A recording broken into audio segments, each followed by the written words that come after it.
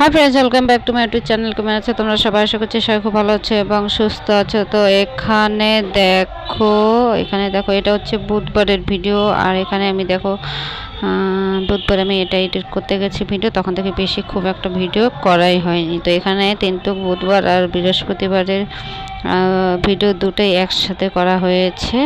তো হচ্ছে ভয়েস দেওয়ার সময় তোমরা শুনতেই পাচ্ছ যেখানে গান বাজছে, তো পাশে রাধাকৃষ্ণ কীর্তন হচ্ছে, তো ওটার জন্য এখানে গান বাজছে। তো আমি ঠিক জানি না যে এই গানের জন্য মানে ভিডিওতে কপিরাইট আসবে কি না, ওটা আমি কিন্তু জানি না।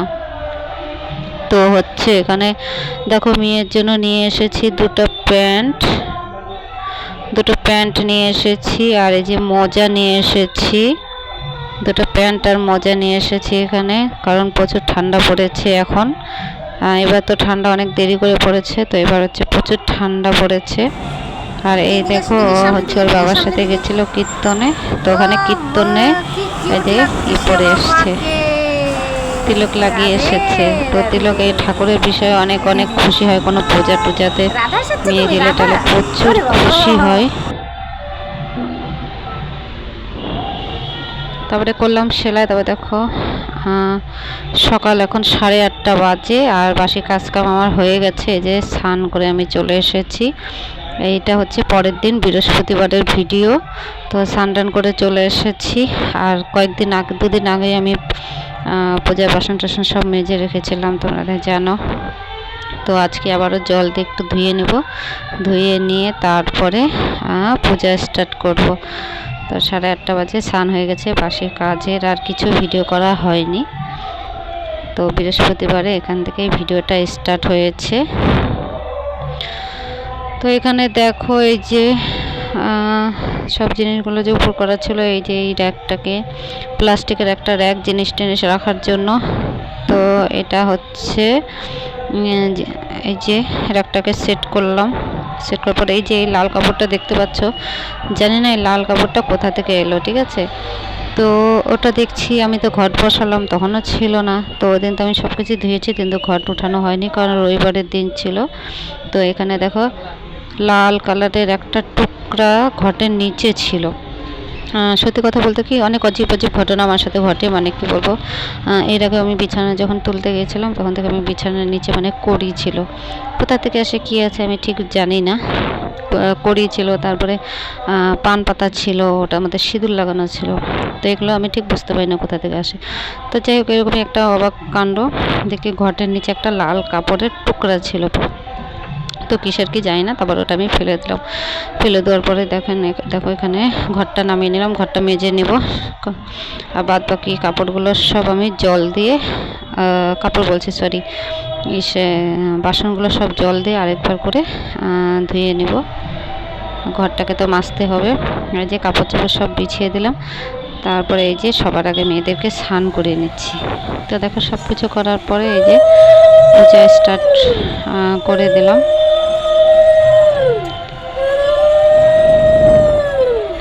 তো কিছুদিন পূজা না দেওয়ার ফলে কিন্তু অনেক নোংরা টোংরা হয়ে যায় আর কি। তো এখন যেহেতু স্কুল টিস্কুল সব বন্ধ আছে মেয়ের, তো ওটার জন্য একে একে ঘর দোয়ার সব কিছু পরিষ্কার হয়ে গেছে, ঠাকুরের জায়গাটাও পরিষ্কার হয়ে গেছে। আজকের থেকে আবার পূজা দেওয়া স্টার্ট করলাম। এখন আবার ভালো লাগছে, পূজা দিলে অন্যরকমই একটা ইসে হয়, ভালো লাগে, মনটা অনেক ভালো লাগে।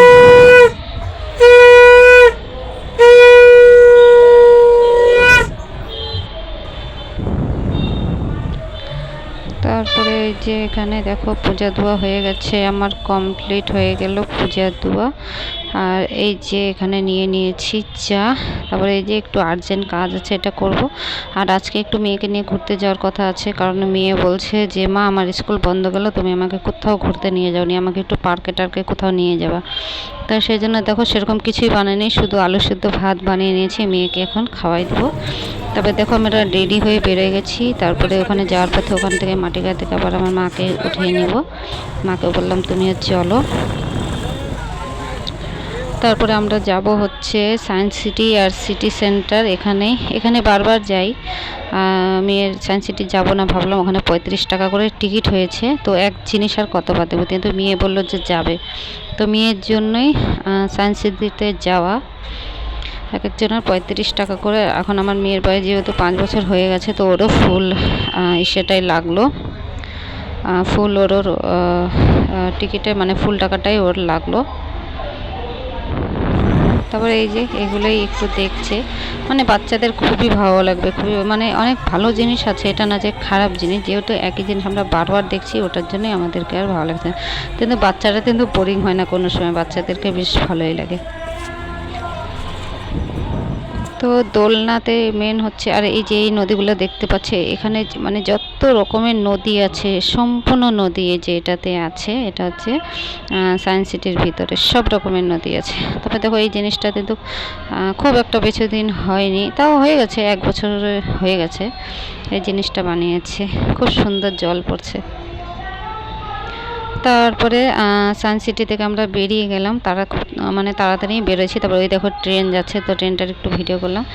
তারপরে এই যে সিটি সেন্টারে এসেছে, সিটি সেন্টারে এসে মেয়েকে একটা এগরোল কিনে দিলাম। তো বসে বসে এগরোল খাচ্ছে, আর এত বেশি হাওয়া ছাড়ছে।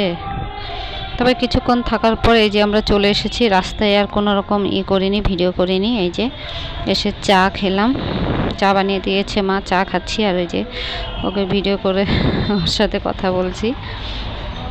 আর এখানে দেখো মা, মানে আমরা হেঁটে হেঁটে আসছি, এখন মানে মার বাড়িতে চলে আসছি। তো মা আবার বললো মাছ নিয়ে, আমি বললাম মাছ নিতে হবে না, ডাল ভাত করে, তো বলছে কি না মাছ নিই। তারপরে যে মাছ নিচ্ছে, মাছ হচ্ছে ফুলকপি দিয়ে আর আলু দিয়ে হবে। তারপরে আবার বলল যে ইসে করে, তারপরে আবার ওই যে কাঁচা কলা ভাজা, আর হচ্ছে বাঁধাকপি মাছের মাথা দিয়ে বাঁধাকপির ঘন্ট। তো এই যে হয়ে গেছে রান্না কমপ্লিট, তো সবাই খেতে বসেছি। তো ফ্রেন্ডস, ভিডিও আজ এই পর্যন্ত, কাল আবার দেখা হবে নতুন একটা ভিডিওর সাথে। তোমরা সবাই ভালো থেকো এবং সুস্থ থেকো। আর তোমাদের যদি আমার ভিডিও ভালো লাগে তাহলে অবশ্যই লাইক কমেন্ট শেয়ার করে দিও। তোমরা যারা নতুন দেখছো তোমরা প্লিজ চ্যানেলটাকে সাবস্ক্রাইব করে দিও, আর তোমরা যারা সাবস্ক্রাইব করেছো ডেলি আমার ভিডিও দেখছো, তো তোমাদেরকে অনেক অনেক অনেক অনেক ধন্যবাদ। আর যারা আমার ভিডিও দেখে চলে যাচ্ছ সাবস্ক্রাইব না করে, তোমরা প্লিজ সাবস্ক্রাইব করে দিও।